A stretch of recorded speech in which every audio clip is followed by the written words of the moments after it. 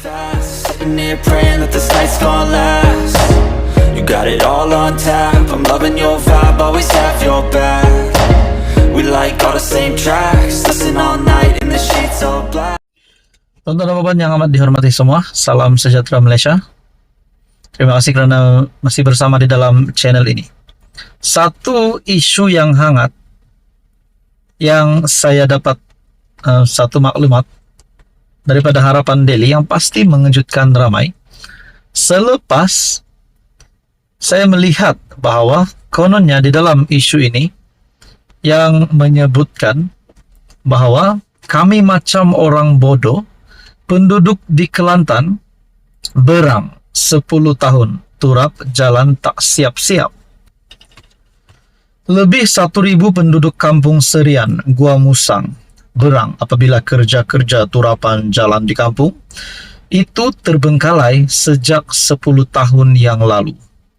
Penduduk mendakwa Lembaga Kemajuan Kelantan Selatan ataupun Kesedar sehingga kini gagal menyiapkan kerja pembinaan jalan sepanjang 18 km yang membabitkan jalan Kampung Serian ke Kampung Barusta.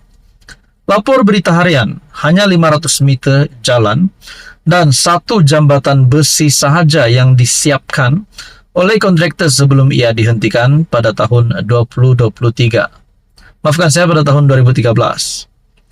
Lebih menambah rasa kesal, penduduk mendakwa sebanyak RM5,3 juta diperuntuk bagi menyiapkan jalan 18 km itu, namun tiada hasil sehingga sekarang. Nah, saudara-saudara, ini yang kita nak bahas hari ini yang kita nak persoalkan hari ini.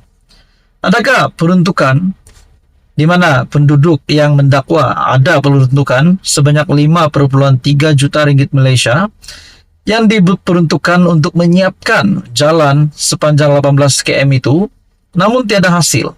Adakah dengan ini persoalan yang utama berlaku adalah terdapat penyelewengan di dalam proyek ini yang berlaku di Kelantan? Sesuai dengan kenyataan daripada artikel daripada Harapan Daily, kami macam orang bodoh, penduduk di Kelantan berang 10 tahun turap jalan tak siap-siap. Nah, siapa yang bertanggung jawab untuk mengambil tanggung jawab? Pihak mana yang perlu mengambil tanggung jawab berkaitan dengan penyelewengan ini?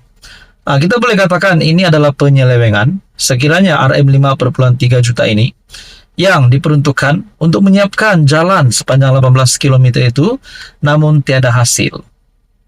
Kami dijanjikan dengan kemudahan jalan raya untuk laluan. Ini yang menjadi antara laluan utama ke Kampung Star Baru. Jalan ini tidak disiapkan dan hanya boleh digunakan oleh motosikal dan pacuan 4 roda. Kontraktor hanya menurap kira-kira 300 meter dari Kampung Barusta serta membina 2 jambatan yang langsung tidak berguna kepada penduduk kampung, kata salah seorang penduduk Kampung Serian, Muhammad Rofi Ismail.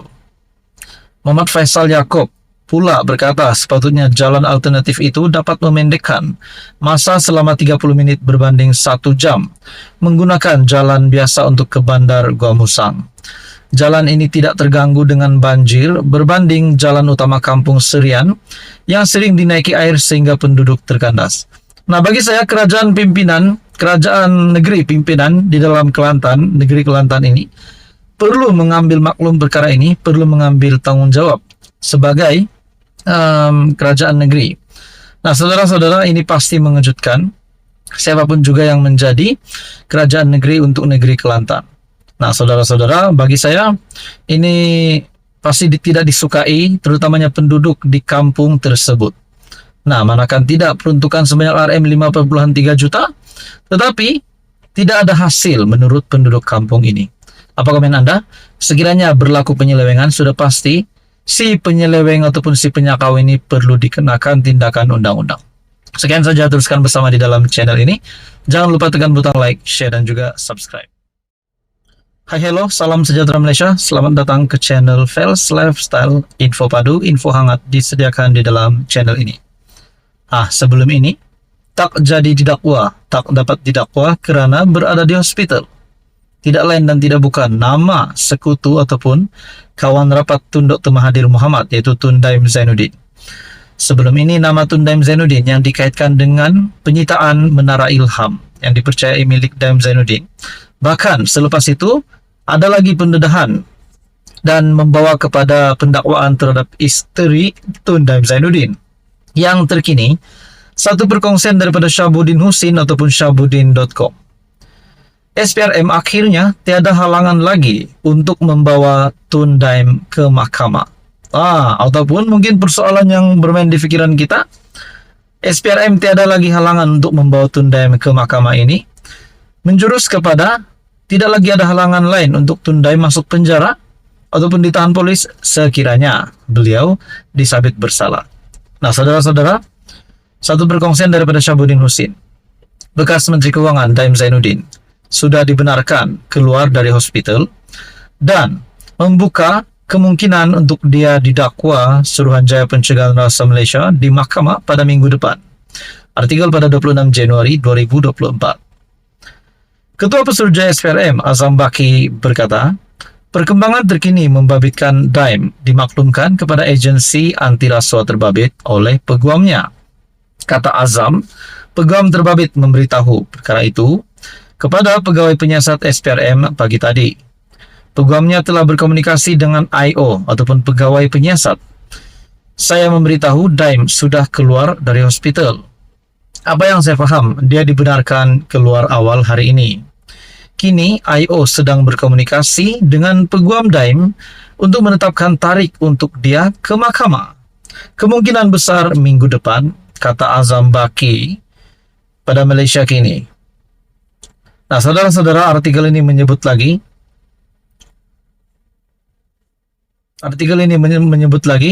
pegawai tertinggi anti rasuah itu berkata SPRM akan memaklumkan kepada media sebaik sahaja mereka mempunyai tarikh untuk pendakwaan Daim di mahkamah.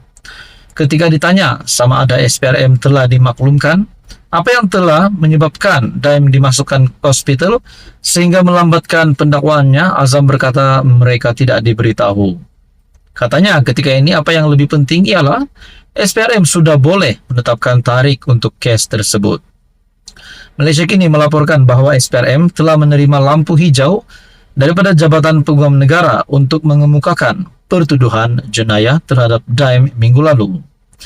Suruhanjaya itu merancang untuk mendakwa Daim dengan sekurang-kurangnya satu pertuduhan, yaitu atas dakwaan kegagalan untuk mengisytiharkan beberapa hartanah yang Daim dan istrinya mempunyai kepentingan.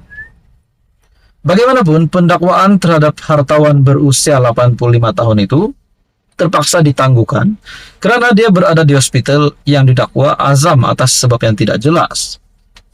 Ketua Pesuruhjaya SPRM kesal terhadap dakwaan kegagalan Dr. Daim untuk terus terang dengan SPRM mengenai sebab Daim dimasukkan ke hospital.